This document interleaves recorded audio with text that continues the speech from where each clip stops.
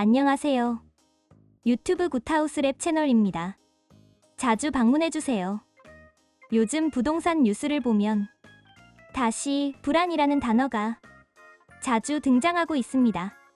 서울은 계속 오른다는데 정부는 또 규제를 강화하고 언론은 이번엔 다르다고 말하죠. 이런 상황에서 사람들은 도대체 무슨 생각을 하고 있을까요? 그리고 이 복잡한 흐름 속에서 우리는 어떤 선택을 해야 할까요? 오늘 영상에서는 정부의 최근 세 차례의 부동산 정책, 그리고 그에 대한 사람들의 반응과 심리, 마지막으로 투기 세력의 속마음까지 조금 깊이 있게 들여다보려 합니다. 일단 정부가 다시 브레이크를 밟은 이유는 뭘까요? 지난 6월 정부는 6.27 대책을 내놓았습니다. 그때는 서울 한강변 아파트 가격이 갑자기 뛰어올랐던 시기였죠. 국토부는 가격 띄우기 같은 불법 거래를 단속하겠다며 토지거래 허가구역을 확대했고 투기 수요는 용납하지 않겠다 라는 경고를 날렸습니다. 그런데 시장은 멈추지 않았습니다. 오히려 8월, 9월로 가면서 강남, 성수, 마포, 광진 같은 지역을 중심으로 가격 상승세가 다시 퍼지기 시작했죠. 그래서 정부는 9월 초 방향을 조금 바꿨습니다.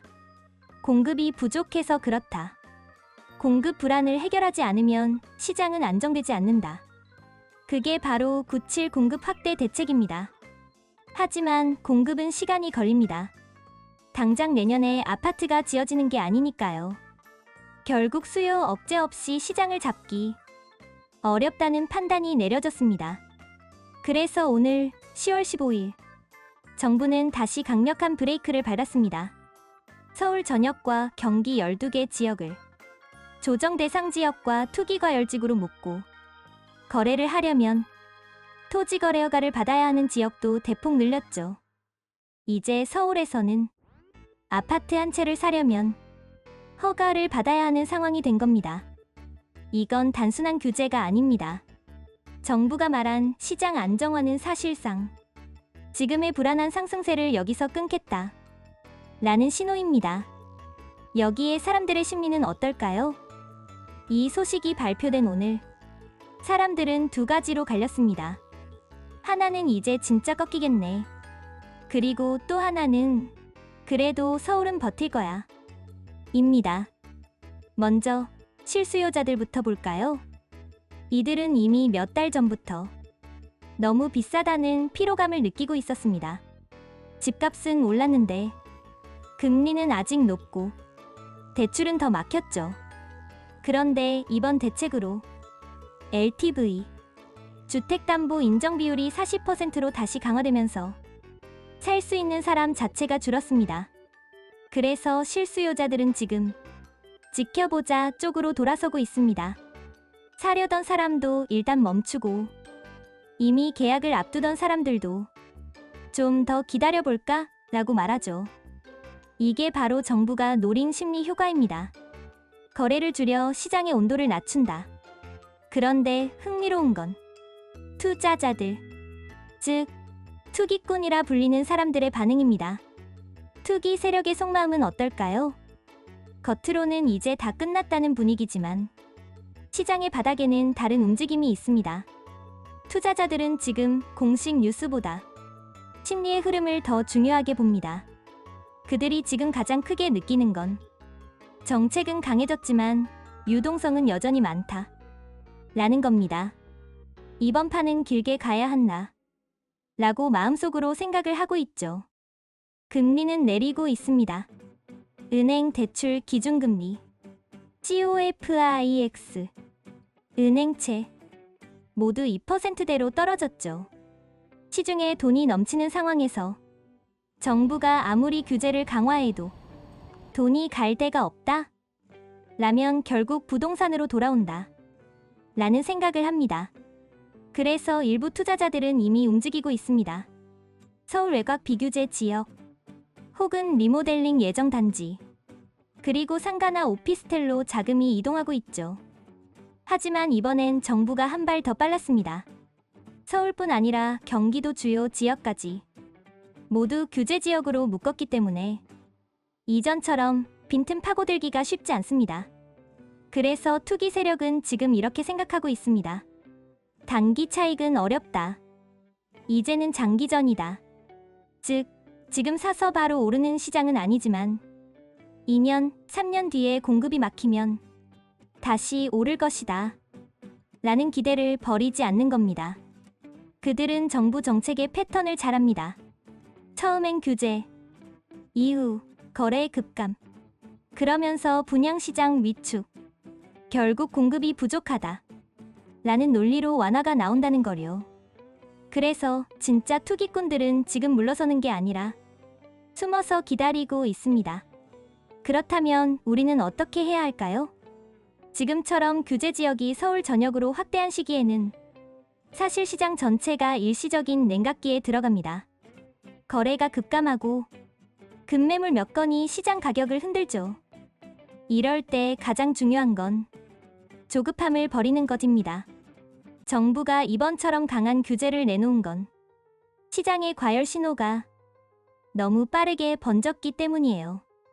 즉, 정책은 단기적인 열기를 꺼트리는 목적이 강합니다. 이럴 때 무리하게 들어가면 정책 리스크와 가격 리스크를 동시에 떠안게 됩니다.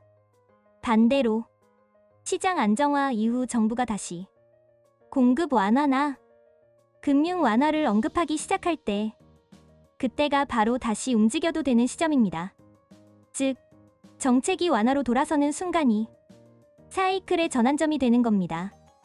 지금은 들어가는 시점이 아니라 정보를 쌓고 기회를 준비하는 시기라고 보는 게 맞습니다. 이번 대책의 후속 조치는 사실상 9월 공급 대책의 연장선상에 있습니다.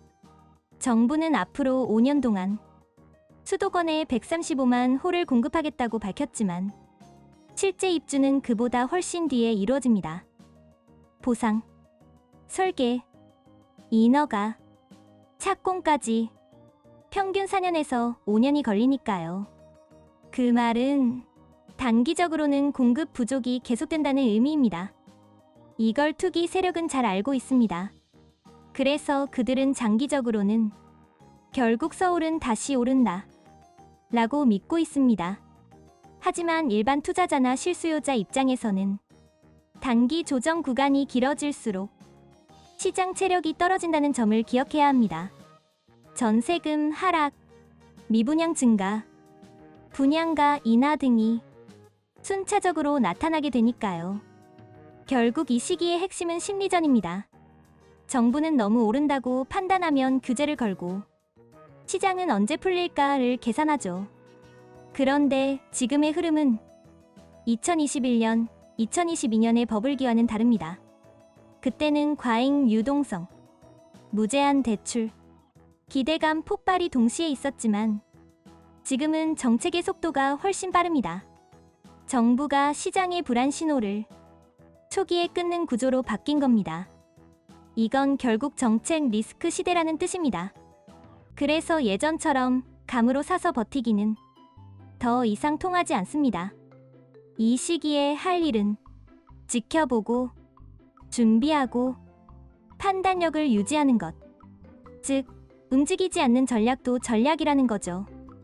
이제 시장은 다시 조용해질 겁니다. 하지만 그 조용함은 단순한 침체가 아니라 다음 흐름을 준비하는 시간입니다. 투기꾼들은 지금 숨어 있고 정부는 시장의 온도를 낮추려 애쓰고 실수요자들은 다시 계산기를 두드리고 있습니다. 이럴 때일수록 중요한 건 지금 이 순간의 감정이 아니라 다음 흐름의 방향을 보는 겁니다. 불안할수록 시야를 멀리 두세요. 정책은 바뀌고 시장은 돌고 기회는 항상 남아 있습니다. 오늘 영상이 여러분의 판단에 조금이나마 도움이 되었기를 바랍니다. 저는 다음 시간에 이번 정책 이후 달라질 건설시장과 지역별 영향 분석편으로 다시 찾아오겠습니다. 감사합니다. 오늘은 여기까지입니다. 자주 방문해주세요.